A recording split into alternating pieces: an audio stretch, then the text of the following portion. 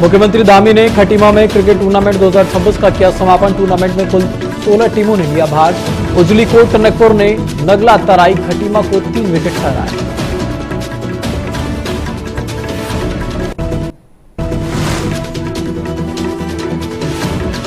India गठबंधन ने किया महापंचायत का आयोजन। परेड ग्राउंड में उमड़ा जन सैलाब। वीआईपी नाम उजागर करने की उठी आवाज।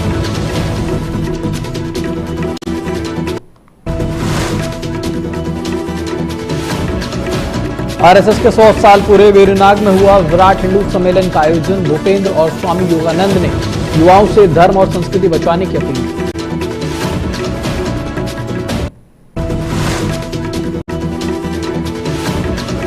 देहरादून में अंकिता भंडारी केस के लिए महापंचायत का आयोजन। सैकड़ों लोग और महिलाएं जुटे। वीआईपी नाम के खुलासे की मांग जोर पकड़ी।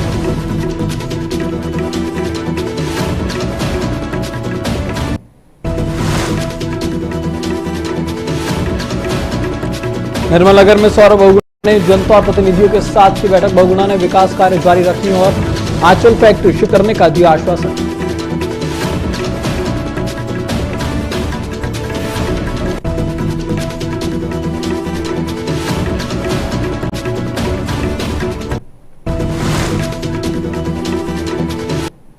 नमस्कार, आप देख रहे हैं न्यूज टीवी इंडिया और मैं हाजिर हूं आपके साथ ऋतिक ठाकुर। बुलेटिन की शुरुआत करेंगे उत्तराखंड की खबरों के साथ। मुख्यमंत्री पुष्कर सिंह धामी शनिवार शाम अपने गृह क्षेत्र खटीमा पहुंचे, जहां उन्होंने बिरिया मझौला क्षेत्र में आयोजित स्वर्गीय मनीष चंद स्मृति द्वितीय ग्रामीण क्रिकेट टूर्नामेंट 2026 के समापन और पुरस्कार वितरण समारोह में हिस्सा लिया। इस टूर्नामेंट में कुल 16 टीमों ने भाग लिया। फाइनल मुकाबला नगला तराई और 16 टीमों ने जब भाग लिया तो नगला तराई खटीमा और उजली कोट टनकपुर के बीच खेला गया। पहले बल्लेबाजी करते हुए नगला तराई खटीमा ने 108 रन बनाए। जवाब में उजली कोट टनकपुर ने लक्ष्य हासिल करके 3 विकेट से मैच जीत लिया। मुख्यमंत्री धामी ने दोनों टीमों के खिलाड़ियों से मुलाकात की, उन्हें शुभकामनाएं दी और खुद भी क्रिकेट खेलकर खिलाड़ियों का हौसला बढ़ाया। उन्होंने स्वर्गीय मनीष चंद के चित्र पर फूल अर्पित किए। इसके साथ ही मुख्यमंत्री ने कहा कि खेल अब सिर्फ मनोरंजन नहीं बल्कि इसमें करियर की एक बड़ी संभावनाएं हैं। खेल शरीर और दिमाग को स्वस्थ रखता है और अनुशासन और टीम भावना सिखाती है। उन्होंने यह भी कहा कि उत्तराखंड अब देवभूमि के साथ साथ खेल भूमि भी बन रहा है।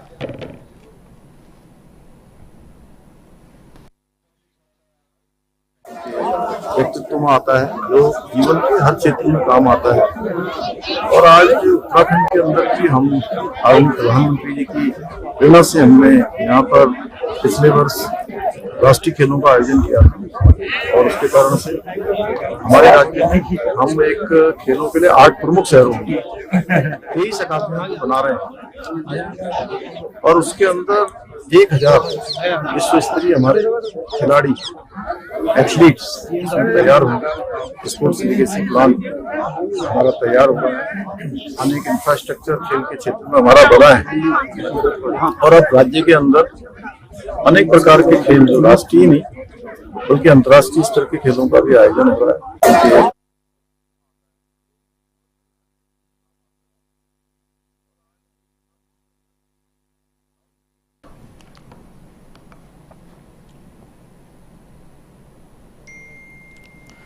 खबर देहरादून से है, जहां इंडिया गठबंधन ने आज महापंचायत का आयोजन किया। सुबह 11 बजे के बाद से ही परेड ग्राउंड और आसपास बड़ी संख्या में लोग इकट्ठा होना शुरू हो गए। ये महापंचायत अंकिता भंडारी हत्याकांड में सीबीआई जांच और शिकायतकर्ता अनिल जोशी की एफआईआर को लेकर विवाद के चलते रखी गई थी। इसमें इंडिया गठबंधन के नेता और कार्यकर्ता के साथ साथ आमजन भी बड़ी संख्या में शामिल हुए। भीड़ ने सड़क पर तख्ती और पोस्टर लेकर प्रदर्शन किया। लोग जोरदार नारे लगा रहे थे और मांग कर रहे थे कि अंकिता हत्याकांड में शामिल वीआईपी का नाम सार्वजनिक किया जाए। साथ ही उन्होंने अंकिता को न्याय दिलाने की अपील भी की है। इस मौके पर मौजूद लोगों ने कहा कि जब तक वीआईपी का नाम नहीं आएगा न्याय अधूरा रहेगा। महापंचायत का उद्देश्य सरकार और अधिकारियों तक अपनी आवाज पहुंचाना और न्याय की मांग को मजबूती से रखना है। इंडिया गठबंधन का कहना है कि जनता के समर्थन से ही यह महापंचायत सफल हो सकती है और सभी लोग शांतिपूर्ण तरीके से अपनी बात रख रहे हैं। इस महापंचायत में महिलाओं और युवाओं को भी बड़ी संख्या में उपस्थित रही, जो कि न्याय की मांग में अपनी भागीदारी दिखा रही थी।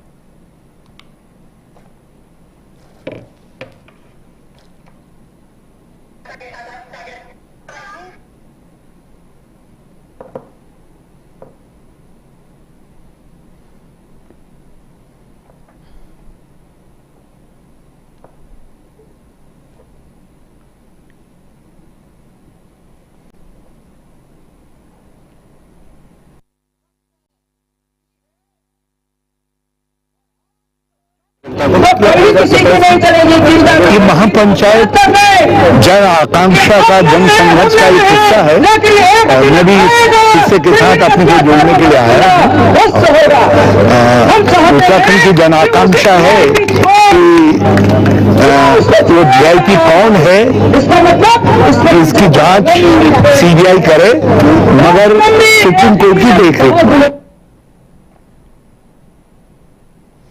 खबर बेरीनाग से है, जहां आरएसएस के 100 साल पूरे होने के मौके पर बेरीनाग के रामलीला मैदान में विराट हिंदू सम्मेलन का आयोजन किया गया। इस दौरान मुख्य वक्ता राष्ट्रीय स्वयंसेवक संघ प्रांतम सह प्रांत कार्यवाह भूपेंद्र ने कहा कि हिंदू समाज की शक्ति उसकी एकता, संस्कार और संस्कृति में निहित है। उन्होंने युवाओं से अपने सांस्कृतिक मूल्यों को समझने और समाज सेवा में सक्रिय भूमिका निभाने का आह्वान किया। इस अवसर पर स्वामी योगानंद महाराज ने सभी हिंदुओं से एकजुट होकर धर्म की रक्षा करने की अपील की है। सम्मेलन में विभिन्न क्षेत्रों में उत्कृष्ट कार्य करने वाले हिंदुओं को सम्मानित किया गया। साथ ही स्कूली बच्चों ने रंगारंग सांस्कृतिक कार्यक्रम प्रस्तुत किए। खासतौर पर कुमाऊनी छोलिया नृत्य ने सबका मन मोह लिया। इस कार्यक्रम में सैकड़ों लोग मौजूद रहे और सभी ने उत्साहपूर्वक हिस्सा लिया।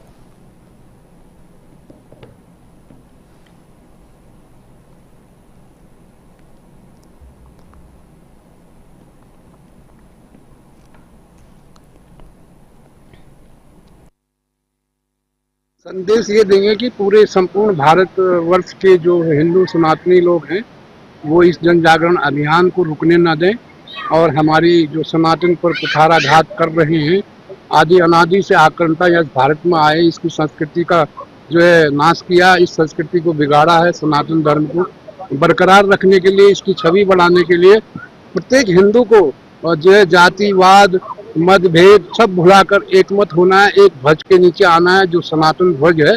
आज विराट हिंदू सम्मेलन का जो एक कार्यक्रम था वो पूर्ण रूप से सफल रहा और पूरे बेरीनाग क्षेत्र से पूरे हमारे व्यापारी वर्ग सभी लोग आए, सभी लोग ने अपना समर्थन दिया। आज हमने यहाँ पर लगभग 40,000 के जो स्वावलंबी लोग थे जो अपने अपने क्षेत्र में कार्य कर रहे हैं, उन लोगों को भी सम्मानित करने का कार्य किया। तो अब खबर देहरादून से है, जहां परेड ग्राउंड में अंकिता भंडारी को न्याय दिलाने के लिए महापंचायत का आयोजन किया गया। इस महापंचायत में सैकड़ों लोग शामिल हैं, जिसमें बड़ी संख्या में महिलाएं भी मौजूद थीं। अंकिता न्याय यात्रा संयुक्त संघर्ष मोर्चा ने प्रदेशवासियों से अपील की कि वो ज्यादा से ज्यादा संख्या में शामिल होकर महापंचायत को सफल बनाएं। सरकार ने इस मामले में सीबीआई जांच की सिफारिश भी की है। सीबीआई ने मुकदमा दर्ज करके जांच शुरू कर दी। हालांकि मोर्चा अभी भी वीआईपी के नाम का खुलासा करने की मांग पर अड़ा हुआ है। महापंचायत के माध्यम से मोर्चा अपनी मांग सरकार तक पहुंचाने की कोशिश कर रहा है। इंडिया गठबंधन ने इस महापंचायत का समर्थन किया है। मोर्चे का कहना है कि जब तक वीआईपी का नाम सार्वजनिक नहीं होगा तब तक न्याय पूरा नहीं होगा। महापंचायत के दौरान लोग जोरदार नारे लगा रहे हैं और अपनी आवाज सरकार तक पहुंचाने में जुटे हुए हैं।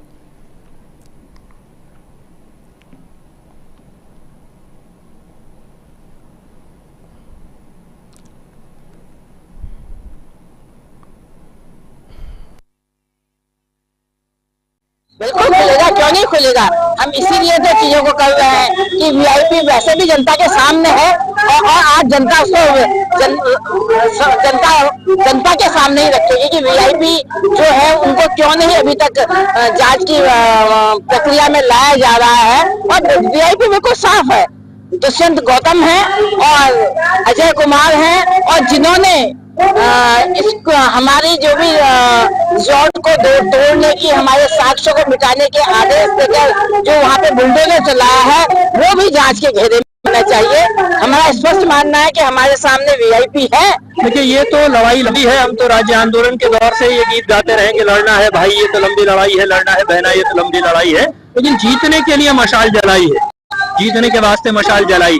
ये अंकिता भंडारी के प्रकरण में भी न्याय की लड़ाई काफी लंबी है, 3 साल हो चुके हैं, अभी भी वीआईपी का खुलासा होना बाकी है। और ये जो सीबीआई जांच की संस्तुति हुई, इसमें 2 बिंदु हमारे हैं जिन पर हमको आपत्ति है। खबर शक्ति फार्म से, जहां पर निर्मल नगर मंदिर प्रांगण में उत्तराखंड के कैबिनेट मंत्री और सितारगंज विधायक सौरभ बहुगुणा ने जनता और जनप्रतिनिधियों के साथ बैठक की है। इस बैठक में उन्होंने क्षेत्र में हुए विकास कार्यों का जिक्र किया। मंत्री ने कहा कि पिछले कुछ सालों में क्षेत्र में बड़े पैमाने पर विकास हुआ है और आने वाले समय में भी विकास की गति जारी रहेगी। इस बैठक में राजनगर में प्रस्तावित आंचल फैक्ट्री पर भी चर्चा हुई। सौरभ बहुगुणा ने आश्वासन दिया कि जनता की भावनाओं का सम्मान करते हुए फैक्ट्री को किसी अन्य उपयुक्त स्थान पर शिफ्ट किया जाएगा। मंत्री ने जनता को भरोसा दिलाया कि क्षेत्र के हितों और विकास कार्यों में किसी भी तरह की कमी नहीं आने दी जाएगी। उन्होंने स्थानीय लोगों और जनप्रतिनिधियों से सीधे संवाद किया और आगे के विकास कार्यों पर चर्चा की। इस बैठक में सभी ने मिलकर क्षेत्र के विकास और कल्याण में सकारात्मक योगदान देने का संकल्प लिया।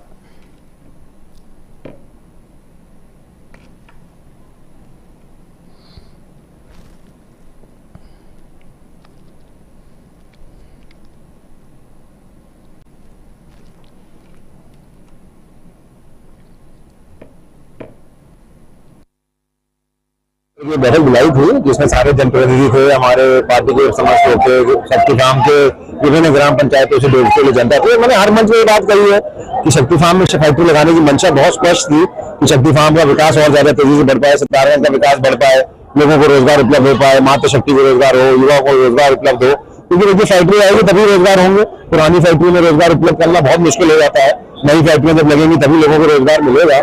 लेकिन एक क्षेत्र की भावना थी, समस्त लोगों ने अपनी भावना सामने रखी है कि लोगों को कांग्रेस के माध्यम से यहाँ पे डर बैठाया गया है कि सरकार जमीनें छीन रही है, सरकार जमीनों को छीन के उसको प्रेशर खड़ा कर रही है। तो मैंने आज क्षेत्र को हमेशा मन से ये बात कही है कि क्षेत्र की भावना अगर नहीं होगी तो फैक्ट्री नहीं लगेगी। खबर सितारगंज से है, जहां नगर पालिका परिषद का 1 साल का कार्यकाल पूरा होने पर नगर पालिका अध्यक्ष सुखदेव सिंह ने प्रेस कॉन्फ्रेंस की। इस अध्यक्ष ने बताया कि पालिका क्षेत्र में छोटे बड़े कुल 203 निर्माण कार्य किए गए हैं। इनकी कुल लागत 10 करोड़ 50 लाख रुपए है। उन्होंने कहा कि जाति और धर्म से ऊपर उठकर सभी क्षेत्रों में विकास कार्य किए गए हैं। अल्पसंख्यक क्षेत्रों में 43 निर्माण कार्य हुए। पुरानी लाइटों की मरम्मत और नई लाइटों की व्यवस्था 1 करोड़ 80 लाख रुपए में की गई। इसमें कीटनाशक, सफाई सामग्री और डिजवीन जैसी सुविधाएं शामिल हैं। प्रधानमंत्री आवास योजना के तहत 144 लाभार्थियों को 70,90,000 रुपए की किश्त मिली है। 103 लाभार्थियों को शौचालय के लिए 12,000 रुपए दिए गए। नगर में जल भराव की समस्या के लिए 16 करोड़ रुपए की डीपीआर बनाई गई है। पिछले बोर्ड का बिजली भुगतान 5 करोड़ से अधिक था। इस साल 12 लाख रुपए का बिजली भुगतान किया गया। खोखा फड वेंडिंग जोन के लिए 5 करोड़ रुपए की डीपीआर शासन को भेजी गई। जैसे ही मंजूरी होगी खोखा फड व्यवसायों को बसाया जाएगा। बता दें कि प्रेस कॉन्फ्रेंस में पालिका के सभी सदस्य और भाजपा के कई पदाधिकारी मौजूद रहे।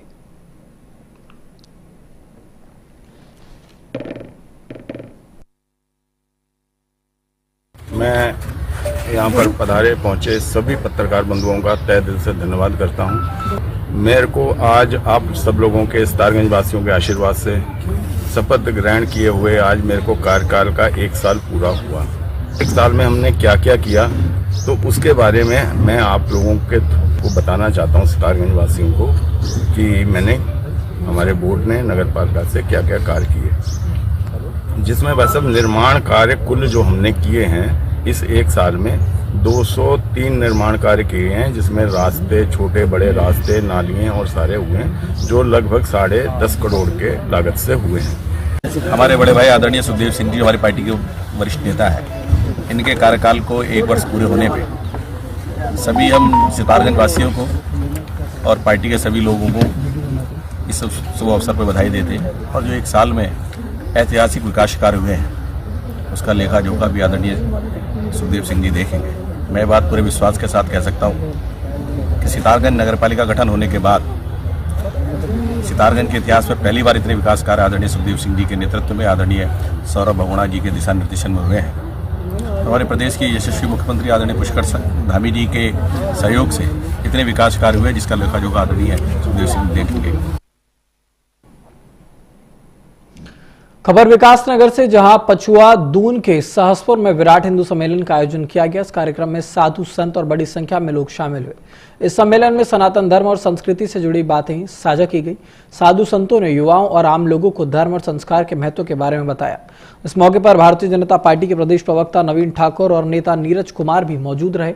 उन्होंने लोगों से अपील की है कि वो अपने सामाजिक और सांस्कृतिक कर्तव्यों को समझें और धर्म और संस्कृति को आगे बढ़ाएं। इस विराट हिंदू सम्मेलन में सभी लोग उत्साह और श्रद्धा के साथ शामिल हुए। इस कार्यक्रम का उद्देश्य लोगों को एकजुट करना और समाज में सांस्कृतिक मूल्यों को मजबूत करना बताया गया। भारी संख्या में पहुंचे लोग कार्यक्रम को सफल बनाने में योगदान दे रहे हैं। ये सम्मेलन पूरे देश में चल रहे हिंदू सम्मेलनों के क्रम का हिस्सा है। सहसपुर में आयोजित ये कार्यक्रम स्थानीय समाज और युवाओं के लिए प्रेरणादायक रहा।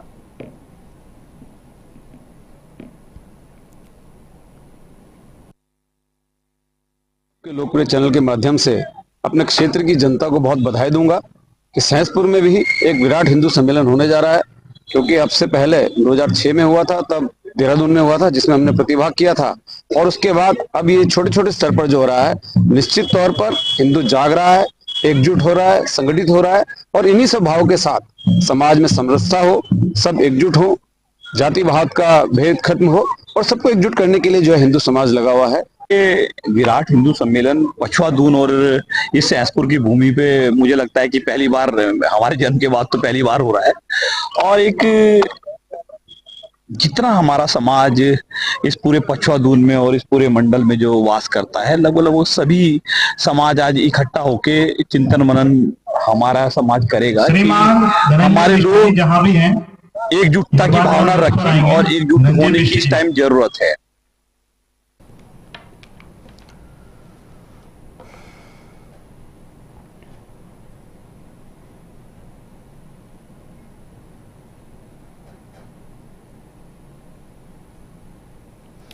खबर हरिद्वार से, जहां पर महाशिवरात्रि से पहले हरिद्वार में शारदीय कावड़ यात्रा शुरू हो गई है। पड़ोसी राज्यों और अन्य जिलों से बड़ी संख्या में शिव भक्त हरिद्वार पहुंच रहे हैं। पुलिस प्रशासन पूरी तरह से अलर्ट मोड पर है।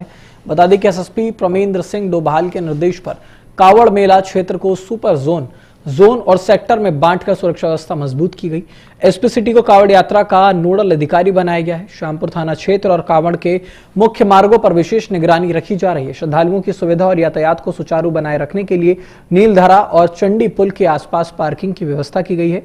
यातायात प्लान को प्रभावी रूप से लागू किया गया है। कावड़ मार्ग पर भंडारों की अनुमति दी गई है और वहां पुलिस पिकेट्स तैनात रहेंगे। एसएसपी ने कहा कि प्राथमिकता शिव भक्तों को हर संभव सुविधा देना और यात्रा को शांतिपूर्ण और सुरक्षित तरीके से संपन्न कराना है। हर श्रद्धालु आराम और सुरक्षा के साथ अपनी यात्रा पूरी कर सके, इसे सुनिश्चित करने के लिए पुलिस लगातार सतर्क है।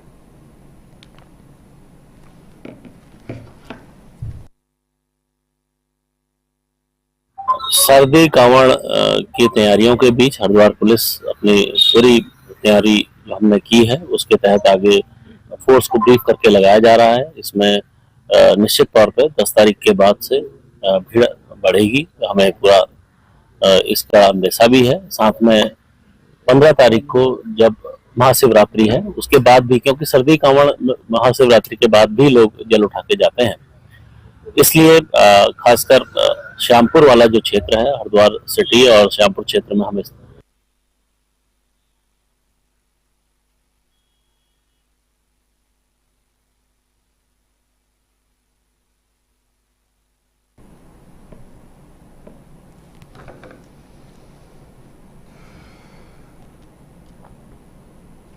खबर रुद्रप्रयाग से है, जहां नदी किनारे 12 स्थानों पर खनन पट्टों का संचालन किया जाएगा। इस पहल से नदियों की बहाव व्यवस्था बेहतर होगी और विभाग को राजस्व भी मिलेगा। इस मामले में जिलाधिकारी प्रतीक जैन ने बताया कि इस वर्ष रिवर ड्रेजिंग को खास प्राथमिकता दी गई है। मानसून से पहले नदियों में जमा अतिरिक्त रेत, बजरी और मलबे को हटाना जरूरी है, क्योंकि मानसून के दौरान नदियों में गाड़ गदेरे आने से उफान आ सकता है और नदियों के किनारे बसे गांव, किसान के खेत और आवासीय भवन खतरे में पड़ सकते हैं। खनन पट्टों के संचालन से नदियों का प्रवाह सुगम होगा, इससे संभावित आपदा जोखिम कम होगा और साथ ही सरकार को राजस्व भी मिलेगा।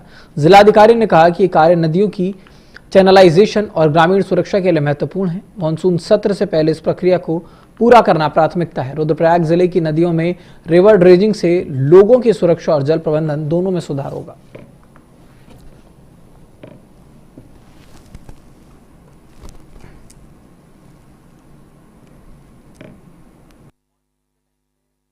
एक और अच्छी खबर है हमारे जनपद के लिए कि इस बार हमने बहुत अच्छे लेवल पे रिवर ड्रेजिंग पे काम करने का डिसाइड किया था। हम सब जानते हैं कि जो हमारे नाले हैं, गदेरे हैं, नदियां हैं जनपद में, यहाँ पे मॉनसून के टाइम पे जल स्तर बहुत बढ़ जाता है और रिवर की वजह से या गदेरों की वजह से पानी जब ज्यादा उफान पे होता है तो दोनों ही तरफ पानी कटान भी करते हुए आगे बढ़ता है, जिसकी वजह से बहुत जगह पे खेतों को भी क्षति होती है, लोगों की निजी नाप भूमि पे क्षति होती है, कई घर भी नुकसान की जद में। तो खबर उत्तरकाशी से, जहां पुलिस ने 36वें सड़क सुरक्षा महीने के अंतर्गत जागरूकता रैली का आयोजन किया। इस रैली का उद्देश्य आम जनता को यातायात नियमों और सड़क सुरक्षा के महत्व के प्रति जागरूक करना था। इस रैली का नेतृत्व पुलिस अधीक्षक उत्तरकाशी कमलेश उपाध्याय ने किया। पुलिस लाइन ज्ञानसू में पुलिस अधीक्षक ने जवानों को सड़क सुरक्षा और यातायात नियमों का पालन करने की शपथ दिलाई। इसके बाद रैली को हरी झंडी दिखाकर रवाना किया गया। रैली के दौरान लोगों को यातायात नियमों के महत्व के बारे में बताया गया है। पुलिस अधीक्षक कमलेश उपाध्याय ने कहा कि सड़क सुरक्षा हमारी साझा जिम्मेदारी है, हमें सभी को नियमों का पालन करना चाहिए। उन्होंने ये भी कहा कि इस तरह की रैलियों से सड़क दुर्घटनाओं को कम करने में मदद मिलेगी और जनता में जागरूकता ज्यादा बढ़ेगी। उत्तरकाशी पुलिस ने आम जनता से अपील की है कि वो सड़क सुरक्षा नियमों का पालन करें और अपने जीवन और दूसरों के जीवन को सुरक्षित बनाएं।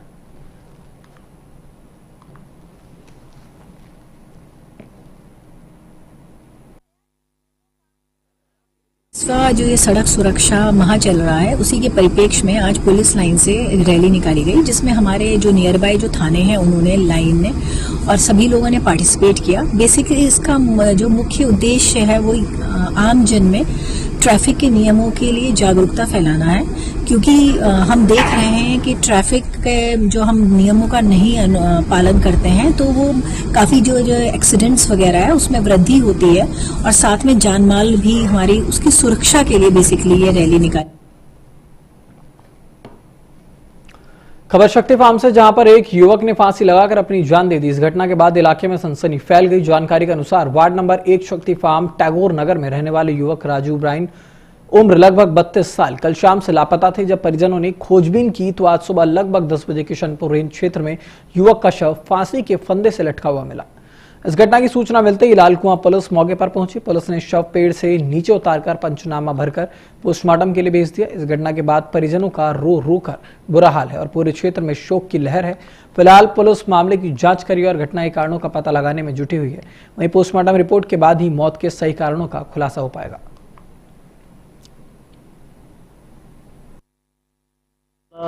ये राजू भाई ने, जो मेरे मतलब भाई मित्र लगते हैं, तो रोज भांति की तरह लालकुआं जाते थे काम में। तो कल शाम को घर भी आए तो हमें मतलब वो घर से कहीं से पता नहीं चला। तो ठेकेदार का सुबह फोन आया कि भाई वो घर पहुंचे हैं कि कहाँ है, किधर है। तो हमने कहा नहीं, घर तो पहुंचे नहीं है। तो हमारे ये भाई मेरे दोस्त है नंदू भाई, उन्हीं का मतलब चाचा का लड़का है। तो उन्होंने ये हम सब आए तो ठेकेदार लालकुआं से तलाश करते करते आए जंगल के रास्ते से। तो हमें भी बुलाया। हम लोग जब आए तो उनका बाइक ये है, बाइक जो सामने है, बाइक सामने खड़े थे। तो हम लोगों ने कहा कि भाई बाइक यहाँ पे है। तो हम थोड़ा तलाश किए तो थोड़ी ही आगे जाके देखे कि डेड बॉडी मतलब कुछ भी नहीं थे। सुबह काम पे गए यहाँ से, घर से सही सलामत, उसके बाद वापिस आए नहीं है। फिर रात गुजर गए तो अड़ोस पड़ोस के लोगों से बता रहे थे कि वो आया नहीं है, क्या हुआ उनके चाचा से। फिर वो लोग खबर लिया है कि आया क्यों नहीं है, क्या बात है, तुमसे क्या लड़ाई हुआ था। तो वो जो उनका जो वाइफ है वो बता रहे नहीं, लड़ाई तो नहीं हुआ है। फिर तलाश लगाए, तलाशी के बाद जंगल में मिला। खबर ऋषिकेश से है, जहां एक महिला की गोली मारकर हत्या कर दी गई, जिसके बाद एसपी विशाखा बदाणे ने घटनास्थल का निरीक्षण किया और मामले की जांच तेज करने के निर्देश दिए। एसपी ने पीड़ित परिवार से मुलाकात कर उनके बयान दर्ज किए हैं। उन्होंने भरोसा दिलाया कि जांच पूरी तरह से निष्पक्ष और पारदर्शी तरीके से की जाएगी। इसके अलावा पुलिस रिस्पांस और घटनास्थल पर कार्रवाई के रिकॉर्ड का भी जायजा लिया गया। यदि जांच में किसी प्रकार की लापरवाही पाई जाती है तो संबंधित अधिकारियों के खिलाफ सख्त कार्रवाई की जाएगी। इस मामले में पहले ही एम्स चौकी प्रभारी को निलंबित किया जा चुका है। एसपी ने कहा है कि सभी कदम जांच को प्रभावी और तेज बनाने के लिए उठाए जा रहे हैं। पुलिस जनता से अपील कर रही है कि वो किसी तरह की अफवाहों पर ध्यान न दें और मामले की जांच में सहयोग करें। वहीं जांच पूरी होने के बाद ही घटना के सही कारण और दोषियों की पहचान हो सकेगी।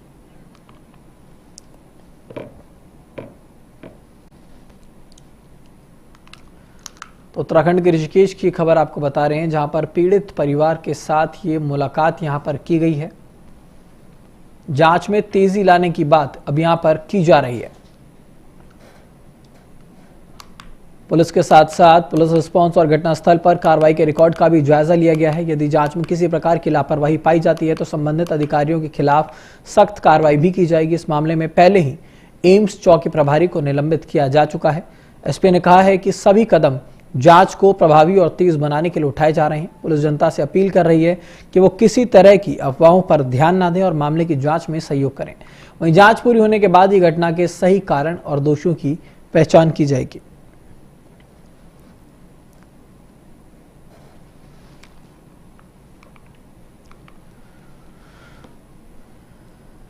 खबर देहरादून से है, जहां चंद्रबनी इलाके में एक कैफे में माही पर हुए हमले में नया मोड़ आया है। युवती ने एक वीडियो जारी करके साफ किया कि उसे चापड़ से नहीं बल्कि करछी से मारा गया। जानकारी के अनुसार माही अपने दोस्तों के साथ जन्मदिन मनाने के लिए कैफे गई थी। वहां कुछ युवकों ने शराब पीकर झगड़ा किया और इसी दौरान माही पर हमला हो गया। पुलिस ने मेडिकल रिपोर्ट के आधार पर बताया कि धारदार हथियार से चोट नहीं पाई गई है और माही नशे में थी। इस घटना के बाद आयुष रावत और अन्य के खिलाफ मुकदमा दर्ज किया गया है। पुलिस ने कहा कि मामले की पूरी जांच जारी है और सभी दोषियों को जल्द पकड़ने का प्रयास किया जा रहा है। पुलिस जनता से अपील कर रही है कि अफवाहों पर ध्यान न दें और जांच में सहयोग करें। इस मामले में सोशल मीडिया पर भी चर्चा छेड़ दी है और लोगों में सुरक्षा और कानून के प्रति सवाल उठने लगे हैं। अधिकारियों ने भरोसा दिया है कि जांच निष्पक्ष और पारदर्शी तरीके से पूरी होगी।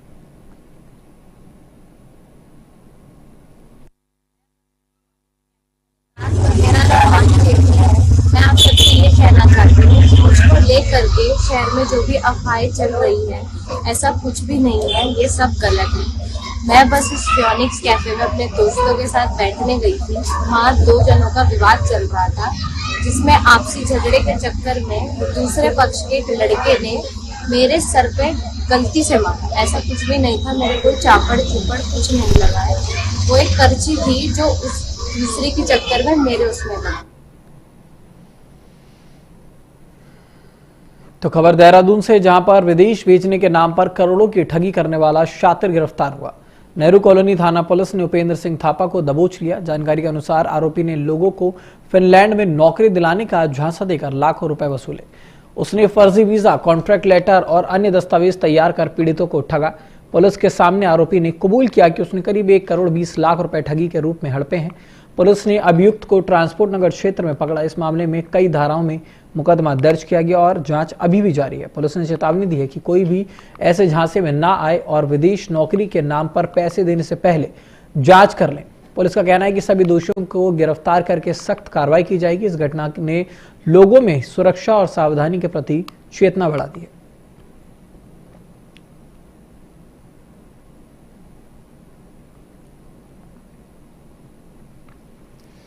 तो नौकरी का झांसा देकर पैसे वसूलने को लेकर ये कार्रवाई यहाँ की गई है। लगभग 1 करोड़ से ज्यादा पैसे विदेशी नौकरी का झांसा देकर ठगे गए थे, जिसके बाद फर्जी वीजा और दस्तावेज है। जिसके बाद इस आरोपी ने खुद कबूल किया कि उसने लगभग 1 करोड़ से ज्यादा रुपए ठगे हैं। विदेश भेजने के नाम पर करोड़ों की ठगी ये किया करता था।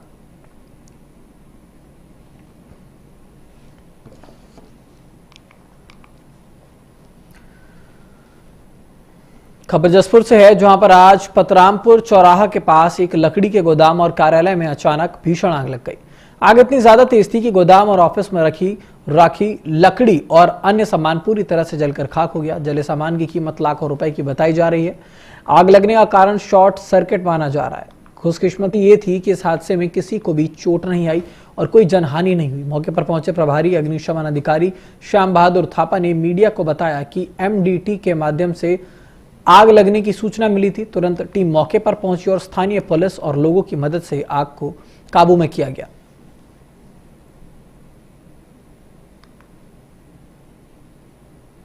जसपुर की खबर आपको बता रहे हैं, जहां पर लकड़ी के गोदाम में आग लगी थी। मालिक जाकिर हुसैन पुत्र स्वर्गीय शराफत हुसैन ने बताया है। आग लगने के कारणों की पूरी जांच अभी की जा रही है और नुकसान का आकलन किया जा रहा है। तो आप देख सकते हैं शॉर्ट सर्किट की वजह से जब ये आग लगी तो पूरा राख हो गया। वहां पर लाखों का सामान इस आग की चपेट में आ गया, जिसने भारी नुकसान किया है। लकड़ी के गोदाम में ये भीषण आग लगी थी। उत्तराखंड के जसपुर की खबर आपको बता रहे हैं।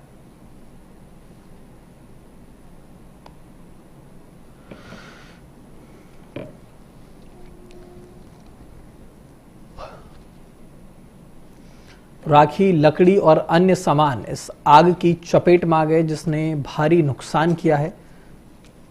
शॉर्ट सर्किट के चलते ये आग लगी है। फिलहाल जो नुकसान हुआ है उसका आकलन किया जा रहा है और आग की पूरी वजह क्या थी उसके लिए भी जांच लगातार जारी है।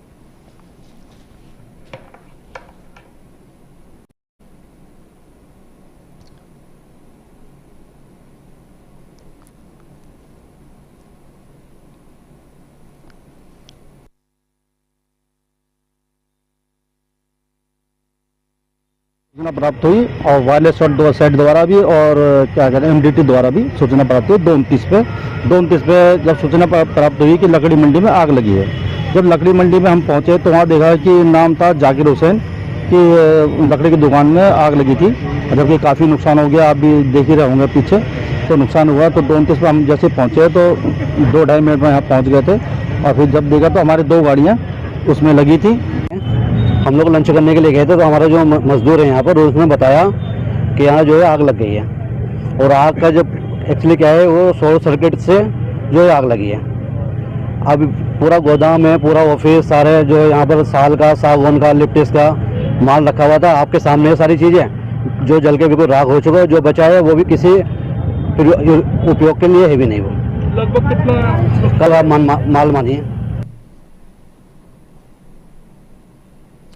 फिलहाल मेरे साथ इस बुलेटिन में इतना ही। आप बने रहे देश दुनिया की तमाम खबरों के लिए सिर्फ न्यूज़ टीवी इंडिया पर।